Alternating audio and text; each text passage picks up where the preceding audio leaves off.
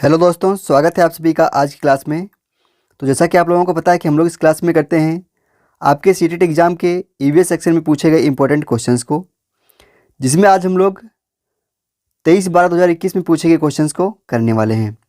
Class बहुत ज़्यादा important आप लोगों के लिए रहने वाली है, तो क्लास को शुरुआत से आखिर तक ज़रूर देखिएगा। क्लास शुरू होने से पहले सभी लोग एक बार क्लास को लाइक कर देंगे और जो भी चैनल पर नया है वो लोग चैनल को सब्सक्राइब कर लेंगे। जल्दी से सभी लोग एक बार क्लास को लाइक कर दीजिए और जो भी चैनल पर नए लोग हैं वो लोग चैनल को सब्सक्राइब कर लेंगे। चलिए देखते हैं आज का पहला क्वेश्चन। पहला क्वेश्चन हमारा है, उस वैज्ञानिक का नाम बताओ जिसने मटर के पौधे के साथ प्रयोग किया और अपने परीक्षणों के आधार पर यह निष्कर्ष निकाला कि पौधे में कुछ लक्षण ऐसे होते हैं जो जोड़े में पाए जाते हैं, जैसे लंबे अथवा बौने, पीले अथवा हरे, खुरदरे अथवा चिकने। तो क्वेश्चन नंबर फर्स्ट का सभी लोग आंसर देंगे, क्या हो जाएगा? क्वेश्चन नंबर फर्स्ट का आंसर बताइए सभी लोग, क्या निकल कर आ जाएगा? तो क्वेश्चन नंबर फर्स्ट जो था बहुत ही सिंपल था, क्योंकि सभी को पता होना चाहिए कि मटर पर प्रयोग किसके द्वारा किया गया था? ग्रेगोर जॉन मेंडल द्वारा मटर पर प्रयोग किया गया था। तो इसका आंसर नंबर सेकेंड बिल्कुल यहाँ पे सही हो जाता है। नेक्स्ट क्वेश्चन हमारा क्वेश्चन नंबर 2, उस एक को चुनिए जो अन्य से भिन्न है। अब यहाँ पर झील, पर्वत, तालाब, नदी और झरने को लिखा गया है। आपको बताना है कि इनमें से कौन सा अन्य चारों से भिन्न है। क्वेश्चन नंबर सेकंड का आंसर देंगे, नंबर सेकंड हो जाएगा। हमें पता है कि माउंटेन जो है, पर्वत जो है, वह अन्य तीनों से इसमें से भिन्न है। नेक्स्ट क्वेश्चन हमारा क्वेश्चन नंबर थर्ड, निम्नलिखित में से कौन सी एक परिवहन की अन्य चार विधाओं से भिन्न है। अब यहाँ पे हमारे सामने ट्रेन, बस, जहाज, तांगा, साइकिल, रिक्शा दिया गया है। अब आपको बताना है कि इनमें से कौन सा एक भिन्न है। क्वेश्चन नंबर 3 का सब लोग आंसर देंगे। तो क्वेश्चन नंबर 3 का आंसर नंबर फर्स्ट यहाँ पे जिसने भी लगाया उसका यहाँ पे बिल्कुल सही होता है। जहाज जो है वह अन्य तीनों से भिन्न है। नेक्स्ट क्वेश्चन है हमारा क्वेश्चन नंबर 3, कर्नाटक में किसानों द्वारा खेत की मिट्टी को खोद कर नरम करने के लिए उपयोग किए जाने वाले औजार को क्या कहते हैं? बहुत ही बढ़िया क्वेश्चन, सभी लोग बताएंगे। कर्नाटक में किसानों द्वारा खेत की मिट्टी को खोद कर नरम करने के लिए उपयोग किए जाने वाले औजार को क्या कहते हैं? क्वेश्चन नंबर 4 का सभी लोग आंसर देंगे। क्वेश्चन नंबर 4 का सभी लोग आंसर देंगे। जिसको भी लग रहा होगा कि इस प्रकार के प्रश्न कहाँ पूछे जाते हैं सीटीटी में, तो मैं आपको बता दूं कि सीटेट में इसी प्रकार के प्रश्न बार बार पूछे गए हैं और इसी प्रकार के प्रश्न पूछे ही जाते हैं, क्योंकि ये सारे जो प्रश्न हैं ये आपके एनसीईआरटी से लिए गए हैं और आपके ईवीएस सेक्शन में 15 नंबर एनसीईआरटी से डायरेक्ट पूछे जाते हैं। क्वेश्चन नंबर 4 का काफ़ी सारे लोग यहाँ पे ऑप्शन नंबर 4 लगा रहे होंगे, खुरपी, जो कि सीटीटी ने सही नहीं माना था। इसका सीटीटी ने ऑप्शन नंबर 3 सही माना था, खूंटी। जबकि यहाँ पे सही क्या होना चाहिए था? यहाँ पे सही होना चाहिए था खुरपी, लेकिन सीबीएसई बोर्ड ने इसका आंसर नंबर थर्ड वाला सही माना था, तो हम लोग इसको थर्ड वाला ही लेके यहाँ पे चल रहे हैं, खूंटी। ठीक है, तो इसका आंसर नंबर 3 सही है यहाँ पे, खूंटी। नेक्स्ट क्वेश्चन है हमारा क्वेश्चन नंबर 4, कॉलम फर्स्ट को सेकंड के साथ सम्मिलित कीजिए। अब यहाँ पे एक साइड में आपके सामने जानवर या पक्षियों के नाम लिखे गए हैं और दूसरी साइड में उनके जो विशेषताएं हैं उनको लिखा गया है। आपको उनकी विशेषताओं के साथ में उनका सही मिलान करना है। क्वेश्चन नंबर 5 का सब लोग आंसर देंगे, क्या हो रहेगा? क्वेश्चन नंबर 5 का सही मिलान करके आंसर बताइएगा सभी लोग। क्वेश्चन नंबर 5 का सभी लोग आंसर देंगे, कौन सा किसके साथ मिल जाएगा? तो हमें पता है उल्लू जो होता है उसकी आंखें जो होती हैं वह सामने की ओर होती हैं। ठीक है, रेशम कीट जो होता है वह अपनी मादा को उसकी गंध से कई किलोमीटर दूर से पहचान लेता है। बाज जो होता है वह हमसे 4 गुनी दूरी तक देख सकने वाला पक्षी है। और स्लॉथ जो होता है वह दिन के लगभग 17 घंटे वृक्ष की शाखाओं से उल्टे लटक कर सोता है। तो इसलिए इसका कौन सा हो गया? ए का हो गया थर्ड वाला, और बी का हो गया फोर्थ वाला, सी का हो गया फर्स्ट वाला, और डी का हो गया सेकेंड वाला। तो इस हिसाब से इसका आंसर नंबर 3 यहाँ पे बिल्कुल सही हो जाता है। देखते हैं अपना नेक्स्ट क्वेश्चन, क्वेश्चन नंबर 6, निम्नलिखित में से किसे हमारे देश में आने वाले व्यापारी दक्षिण अमेरिका से भारत लाए थे? चलिए क्वेश्चन नंबर 6 का आंसर दीजिए, इनमें से किसे दक्षिण अमेरिका से भारत लाया गया है? क्वेश्चन नंबर 6 का सभी लोग आंसर बताएंगे। क्वेश्चन नंबर 6 का सभी लोग आंसर दीजिए। तो क्वेश्चन नंबर 6 का जिसने भी यहाँ पे ऑप्शन नंबर सेकंड लगाया है टमाटर, उसका यहाँ पे बिल्कुल सही हो जाता है। इसका आंसर नंबर सेकंड टमाटो बिल्कुल सही है। नेक्स्ट क्वेश्चन है हमारा क्वेश्चन नंबर 7। एक कार शहर से 7:30 से चलकर शहर वाई में 22:30 पर पहुंची। ये दोनों शहर के बीच की दूरी 540 किलोमीटर है, तो कार की औसत चाल क्या होगी। चलिए क्वेश्चन नंबर 7 का आंसर सभी लोग बताएंगे सॉल्व करके। इसका आंसर क्या रहेगा सभी लोग नोटबुक में अपनी लगाकर बताइए इसका आंसर क्या निकल कर आ जाएगा। आपके सीटीटी एग्जाम में इस प्रकार के क्वेश्चन हमेशा पूछे जाते हैं, तो आप लोगों को इस प्रकार के क्वेश्चन आने चाहिए। क्वेश्चन नंबर 7 का आंसर नंबर 4 10 मीटर प्रति सेकेंड, ये वाला जिसका भी निकल कर आ रहा है इसका बिल्कुल सही है। नेक्स्ट क्वेश्चन है हमारा क्वेश्चन नंबर 8। मधुमक्खियों के बारे में नीचे दिए गए कथनों पर विचार कीजिए। अब पहला कथन यहाँ पे लिखा गया है, प्रत्येक छत्ते में एक रानी मक्खी होती है जो अंडे देती है। दूसरे में लिखा गया है, एक छत्ते में केवल कुछ नर मक्खियाँ होती हैं। थर्ड में लिखा गया है, नर मक्खियाँ छत्तों के लिए बहुत इंपॉर्टेंट या महत्वपूर्ण होती हैं। और फोर्थ में लिखा गया है, छत्ते में अधिकांश मक्खियाँ काम करने वाली होती हैं। फिफ्थ में लिखा गया है, मक्खियाँ सेहत के लिए फूलों का रस एकत्र करती हैं। अब यहाँ पे आपको सही कथन छांट कर इसका आंसर देना है। क्वेश्चन नंबर 8 का सभी लोग आंसर देंगे जल्दी से। तो क्वेश्चन नंबर 8 का आंसर नंबर 2 जिसने भी लिखा है उसका यहाँ पे बिल्कुल सही होता है। हमें पता है इसका ए, बी और डी वाला सही है, बाकी सी वाला और ई वाला इसका गलत है। क्यों? क्योंकि नर मक्खियों का बहुत ज़्यादा कोई रोल नहीं होता है इनमें, और नर मक्खियाँ जो होती हैं वह सेहत के लिए फूलों का रस एकत्र भी नहीं करती हैं। तो इसीलिए इसका आंसर नंबर सी और ई वाला गलत हो जाता है, बाकी ए, बी और डी वाला सही हो जाता है। देखते हैं अपना नेक्स्ट क्वेश्चन, क्वेश्चन नंबर 10। हमारे देश के उन 3 राज्यों का समूह कौन सा है जिनके समुद्र तट अरब सागर पर हैं। चलिए क्वेश्चन नंबर 9 का आंसर दीजिए। हमारे देश के उन 3 राज्यों का समूह कौन सा है जिनके समुद्र तट अरब सागर पर स्थित हैं। क्वेश्चन नंबर 9 का सभी लोग आंसर देंगे। हमारे पास ऑप्शन नंबर फर्स्ट में लिखा गया है केरल, कर्नाटक, महाराष्ट्र। सेकंड में लिखा गया है गुजरात, महाराष्ट्र और तमिलनाडु। और थर्ड में लिखा गया है आंध्र प्रदेश, केरल और कर्नाटक। और फोर्थ में लिखा गया है गुजरात, महाराष्ट्र और पश्चिम बंगाल। चलिए क्वेश्चन नंबर 9 का सभी लोग आंसर दीजिए। तो क्वेश्चन नंबर 9 का आंसर नंबर फर्स्ट बिल्कुल यहाँ पे सही होता है। केरल, कर्नाटक और महाराष्ट्र जो हैं वह अरब सागर के समुद्री तट पर स्थित हैं। इसका आंसर नंबर फर्स्ट यहाँ पे बिल्कुल सही है। नेक्स्ट क्वेश्चन है क्वेश्चन नंबर हमारा 10। हमारे देश के किस एक राज्य या केंद्र शासित प्रदेश में खेती के लिए जंगल की भूमि सारे ग्रामवासियों की साझी होती है, अलग अलग परिवारों की नहीं होती है। ऐसा हमें कहाँ पे देखने को मिलता है ये आप लोग बताएंगे। क्वेश्चन नंबर 10 का सभी लोग आंसर दीजिए। बहुत ही सिंपल सा और इजी आंसर इसका क्या हो रहेगा इसका आंसर? इसका आंसर हो रहेगा मिजोरम। मिजोरम में हमें ऐसा देखने को मिलता है। नेक्स्ट क्वेश्चन है हमारा क्वेश्चन नंबर 11।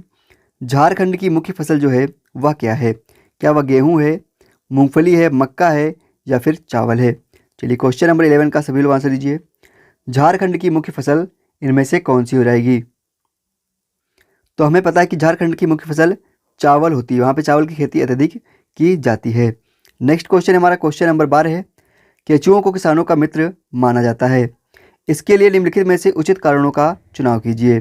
अब पहला कारण जो यहाँ पे लिखा गया है उसमें लिखा गया है केंचुए जिस खेत में रहते हैं वहाँ की मृदा में छेद बनाकर उसे पोली या नरम बनाते हैं। सेकेंड ऑप्शन में लिखा गया है केंचुओं द्वारा बनाए गए छेदों में मृदा को हवा और पानी आसानी से प्राप्त हो जाती है। और ऑप्शन नंबर सी में लिखा गया है केंचुए खरपतवार को खाते हैं जिससे मुख्य फसल को सुरक्षा मिलती है। वहीं पर ऑप्शन नंबर डी में लिखा गया है केंचुए जो होते हैं वह मृत पत्तियों और पौधे को खाते हैं। केंचुओं के मल मृदा को अधिक उपजाऊ बनाते हैं। अब आपको बताना है कि इनमें से कौन कौन से ऑप्शन सही हो जाएंगे। क्वेश्चन नंबर 12 का सभी लोग आंसर देंगे जल्दी से। क्वेश्चन नंबर 12 का आंसर क्या रहेगा सभी लोग बताएंगे।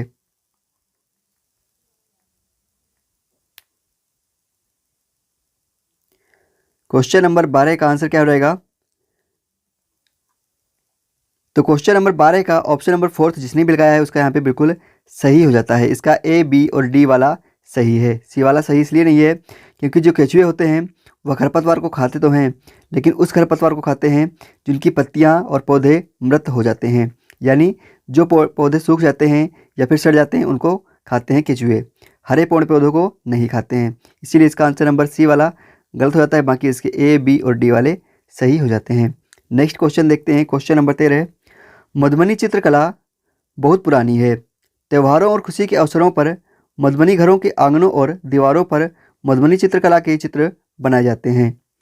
मधुबनी भारत के एक राज्य का एक प्रसिद्ध जिला है जिसका नाम क्या है। यहाँ पे क्या होगा, यहाँ पे होगा जिला, यहाँ पे आप लोग जिला पढ़ेंगे। चलिए क्वेश्चन नंबर 13 का सभी लोग आंसर दीजिए। मधुबनी जो है वह किस राज्य का जिला है। ऑप्शन नंबर फर्स्ट में लिखा गया उत्तर प्रदेश, सेकेंड में लिखा गया उत्तराखंड, थर्ड में लिखा गया है पश्चिम बंगाल और फोर्थ में लिखा गया है बिहार।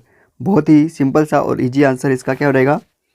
क्वेश्चन नंबर 13 का आंसर नंबर फोर्थ बिहार बिल्कुल सही हो रहेगा। हमें पता है मधुबनी जो डिस्ट्रिक्ट है वह बिहार में स्थित है।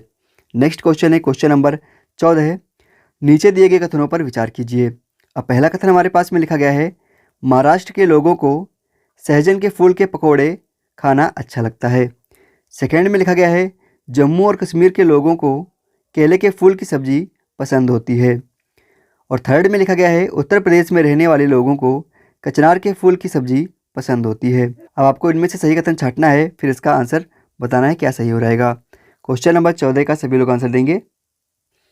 तो क्वेश्चन नंबर 14 का ऑप्शन नंबर फोर्थ वाला बिल्कुल यहाँ पे सही होता है, जिसका ए और सी वाला सही है जबकि बी वाला यहाँ पे गलत हो जाता है।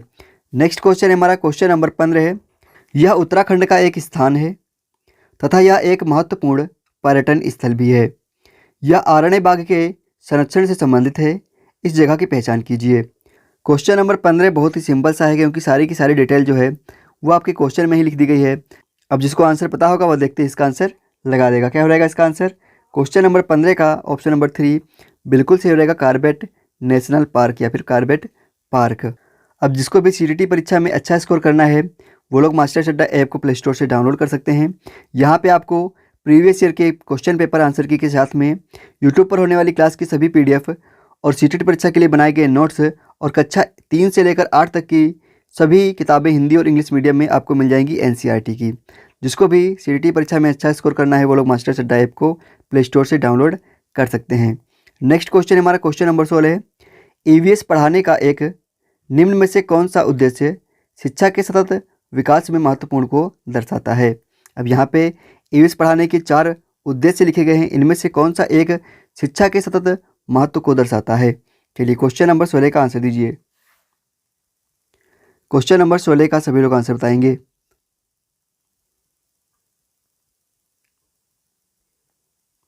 तो क्वेश्चन नंबर 16 का ऑप्शन नंबर फर्स्ट जिसने भी लगाया था उसका यहाँ पे बिल्कुल सही हो जाता है, ये वाला इसका बिल्कुल सही है।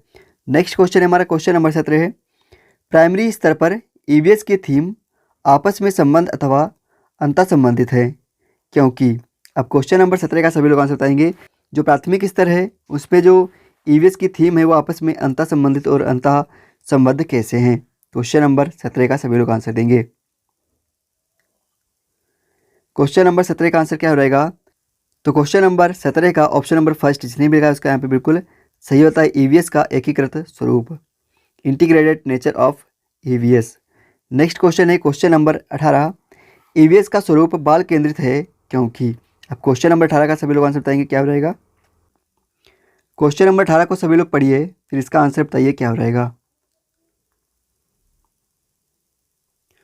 तो क्वेश्चन नंबर 18 का ऑप्शन नंबर फर्स्ट अनुभवों द्वारा सीखने पर केंद्रित होना बिल्कुल यहाँ पे सही हो जाता है। नेक्स्ट क्वेश्चन है हमारा क्वेश्चन नंबर 19, निम्नलिखित में से कौन सा ईवीएस के पाठचर्या की उपथीम है। अब यहाँ पे आपसे उपथीम पूछी गई, थीम को नहीं पूछा गया है, तो आपको बताना है कि इनमें से कौन सा उपथीम हो जाएगा। क्वेश्चन नंबर 19 का सभी लोग आंसर देंगे।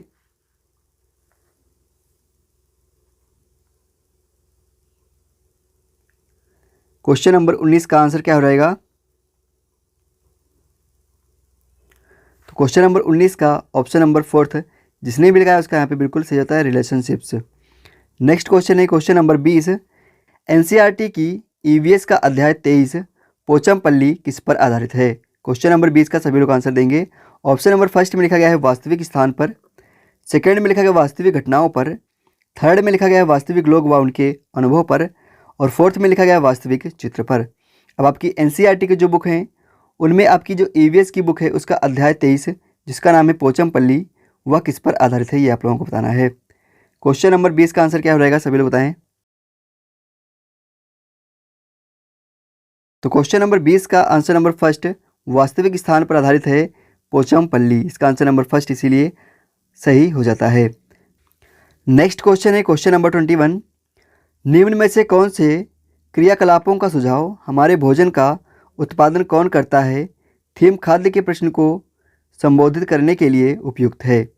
ऑप्शन नंबर फर्स्ट में लिखा गया है किसानों के वृत्तांतों को साझा करना, सेकेंड में लिखा गया है किसी खेती में जाना एवं अवलोकन करना, और थर्ड में लिखा गया है अंकुरण के लिए अनुकूल परिस्थितियों के लिए प्रयोग करना, और फोर्थ में लिखा गया है डबल रोटी एवं अन्य खाद्य पदार्थों को कुछ दिनों के लिए रख देना। चलिए क्वेश्चन नंबर 21 का आंसर दीजिए। क्वेश्चन नंबर 21 का आंसर क्या रहेगा, सभी लोग जल्दी से बताएंगे।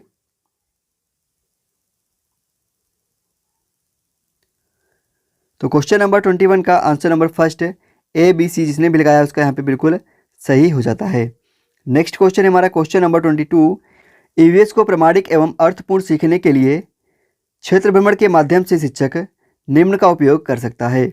ऑप्शन नंबर ए में लिखा गया है संरचनात्मक कार्यपत्रक का, बी में लिखा गया है असंरचनात्मक कार्यपत्रक का, और सी में लिखा गया है भ्रमण के लिए औपचारिक निर्देश, और डी में लिखा गया है छात्रों के समूह एवं उनके नेता का गठन करना।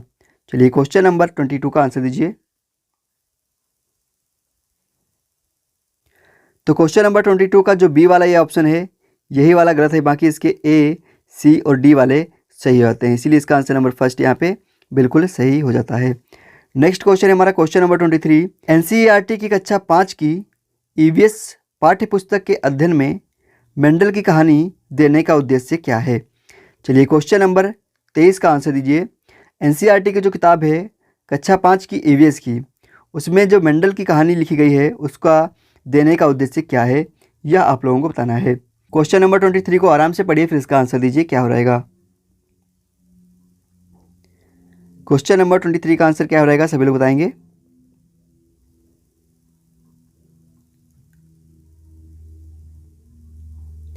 तो क्वेश्चन नंबर 23 का ऑप्शन नंबर सेकंड BCD जिसने भी लगाया उसका यहाँ पे बिल्कुल सही हो जाता है। अनुवांशिकता के सिद्धांतों को प्रस्तुत करना यह इसका मेन मोटिव नहीं है, जबकि बाकी जो 3 लिखे गए हैं ये इसके मेन मोटिव यहाँ पर हो जाते हैं। तो इसका आंसर नंबर ए वाला कट जाता है, बाकी इसके 3 सही हो जाते हैं। नेक्स्ट क्वेश्चन है हमारा क्वेश्चन नंबर 24। रचनात्मक आकलन की तकनीकी का चुनाव कीजिए। अब इनमें से कौन सा रचनात्मक आकलन के अंतर्गत आता है ये आप लोगों को बताना है। क्वेश्चन नंबर 24 का सभी लोग आंसर देंगे जल्दी से। तो क्वेश्चन नंबर 24 का आंसर नंबर फर्स्ट सहपाठी आकलन जिसने भी लगाया है उसका यहाँ पे बिल्कुल सही हो जाता है। क्वेश्चन नंबर 24 का ऑप्शन नंबर फर्स्ट बिल्कुल सही है। नेक्स्ट क्वेश्चन है हमारा क्वेश्चन नंबर 25। निम्न में से कौन सा उपकरण अवलोकन की तकनीकी पर आधारित है। ऑप्शन नंबर फर्स्ट में लिखा गया है पेपर पेंसिल टेस्ट, सेकेंड में लिखा गया है प्रदत्त कार्य, थर्ड में लिखा गया कार्यपत्रक, और फोर्थ में लिखा गया है पोर्टफोलियो। यहाँ पे फोर्थ हो जाएगा, ये हो जाएगा हमारा पोर्टफोलियो। चलिए क्वेश्चन नंबर 25 का आंसर दीजिए। तो क्वेश्चन नंबर 25 का answer number fourth portfolio file बिल्कुल यहाँ पे सही हो जाता है। नेक्स्ट क्वेश्चन है हमारा क्वेश्चन नंबर 26। विद्यार्थी किस प्रकार EVS में सीख रहे हैं, इसका आकलन करने के लिए निम्न में से कौन सा सूचक उपयोग किया जा सकता है।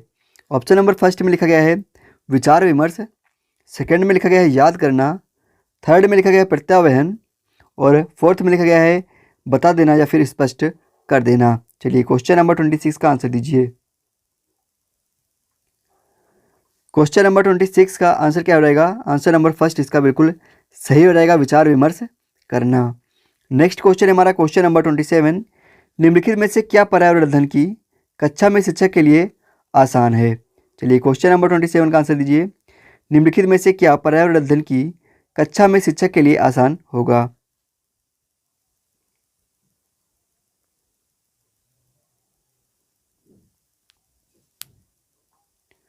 तो क्वेश्चन नंबर 27 का काफ़ी सारे लोग आंसर नंबर 3 लगा रहे होंगे कि विद्यार्थियों को सीखने के अवसर प्रदान करना, जो कि एक पॉजिटिव आंसर हो सकता था, लेकिन हमसे पूछा गया था कि शिक्षक के लिए क्या आसान है। तो यहाँ पे शिक्षक के लिए आसान हो जाएगा विद्यार्थियों को सूचना देना, इसीलिए CBSE बोर्ड द्वारा इसका आंसर नंबर फर्स्ट सही माना गया था। चलिए देखते हैं अपना नेक्स्ट क्वेश्चन। क्वेश्चन नंबर 28 है निम्नलिखित में से क्या पर्यावरण अध्ययन के सीखने का प्रभावशाली संसाधन है। ऑप्शन नंबर फर्स्ट में लिखा गया है किससे, सेकेंड में लिखा गया कार्यपत्रक, थर्ड में लिखा गया मॉडल, और फोर्थ में लिखा गया चार्ट। चलिए क्वेश्चन नंबर 28 का आंसर दीजिए। निम्नलिखित में से क्या पर्यावरण अध्ययन के सीखने का प्रभावशाली संसाधन है। क्वेश्चन नंबर 28 का सभी लोग आंसर देंगे। क्या रहेगा इसका आंसर? इसका आंसर नंबर फर्स्ट बिल्कुल सही रहेगा। किस्से कहानियाँ जो होते हैं वह प्रभावशाली संसाधन बन सकते हैं सीखने सिखाने का। नेक्स्ट क्वेश्चन है हमारा क्वेश्चन नंबर 29। निम्नलिखित में से क्या पर्यावरण अध्ययन की कक्षा में विद्यार्थियों द्वारा पसंद किया जाएगा? चलिए क्वेश्चन नंबर 29 का आंसर दीजिए। निम्नलिखित में से क्या पर्यावरण अध्ययन की कक्षा में विद्यार्थियों द्वारा पसंद किया जाएगा? क्वेश्चन नंबर 29 का सभी लोग आंसर देंगे। क्वेश्चन नंबर 29 का सभी लोग आंसर जल्दी से बताइए क्या हो रहेगा। तो क्वेश्चन नंबर 29 का ऑप्शन नंबर फर्स्ट चित्रकला एवं शिल्पकला जिसने भी लगाया है उसका यहाँ पे बिल्कुल सही हो जाता है। चलिए देखते हैं अपना नेक्स्ट और आखिरी क्वेश्चन। पर्यावरण अध्ययन की कक्षा में विद्यार्थियों को अवसर मिलता है। ऑप्शन नंबर फर्स्ट में लिखा गया प्रश्न पूछने का, सेकेंड में लिखा गया परिभाषा सीखने का, थर्ड में लिखा गया अवधारणाओं का कथन देने का और फोर्थ में लिखा गया वर्णन करने का। चलिए क्वेश्चन नंबर 30 का आंसर दीजिए। पर्यावरण अध्ययन की जो कक्षा होती है उसमें विद्यार्थियों को किसका अवसर मिलता है? क्या रहेगा इसका आंसर? इसका आंसर नंबर फर्स्ट बिल्कुल सही रहेगा। प्रश्न पूछने का अवसर उन्हें दिया जाता है या फिर उनको मिलता है। इसका आंसर नंबर फर्स्ट बिल्कुल सही है। अब आपको बताना है कि आपके आउट ऑफ 30 कितने क्वेश्चन सही हुए हैं। सभी लोग लिख के बताएंगे कि आपके आउट ऑफ 30 कितने क्वेश्चन सही हुए हैं। जिसने भी अभी तक हमारे वीडियो को लाइक नहीं किया वो लोग वीडियो को लाइक कर लीजिए और जो चैनल पर नया है वो लोग चैनल को सब्सक्राइब कर लीजिए। यहाँ पे आपको ईवीएस की पूरी शुरुआत से तैयारी करवाई जाएगी, 0 से लेकर 30 नंबर तक की तैयारी पूरी करवाई जाएगी यहाँ पे ईवीएस की।